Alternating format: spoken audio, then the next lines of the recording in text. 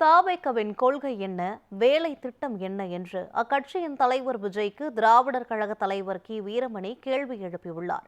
கிருஷ்ணகிரி திமுக கிழக்கு மாவட்ட செயலாளரும் சட்டமன்ற உறுப்பினருமான மதியழகனின் தாயார் கடந்த 15ஆம் தேதி காலமானார்.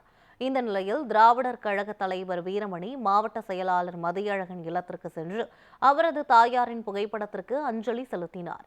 இதனைத் தொடர்ந்து செய்தியாளர்களுக்கு பேட்டியளித்த திராவிடர் கழக தலைவர் கி வீரமணி, தாவேக தலைவர் விஜய் முதலில் கொள்கையை அறிவிக்கட்டும் என தெரிவித்தார். முதல்ல அவர் செஞ்சு கொடுக்கறது அப்புறம் இருக்கட்டும்.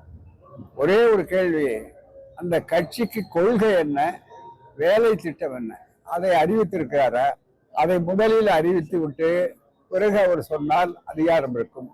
முதலாவது, சட்டமன்றம் எப்படி இயங்குகிறது, எதிர்கட்சியினுடைய பங்கு பணி என்ன, இவைகளுக்கெல்லாம் திட்டங்கள் போடுவதற்கு எப்படியெல்லாம் அமைப்பு என்பதற்கும் அவருக்கும் எவ்வளவு தூரம் என்பதை அவர் நிரூபித்து காட்ட வேண்டும். நெருக்கமா இருந்தாருன்னா செய்யலாம். ஆனா இப்ப அவர் கொள்கை என்னன்னே சொல்லலையே. கொள்கை என்ன சொல்ல, எல்லாரும் என்னென்ன செஞ்சாங்களோ இதை விட அதிக செய்வேன்னு சொல்றது இருக்க வேணா ஒருவேளை வானத்திலேயே எல்லா மின்சாரத்தையும் நான் தயாரிக்க போகிறேன்னு சொன்னாலும் சொல்லுவார்கள்.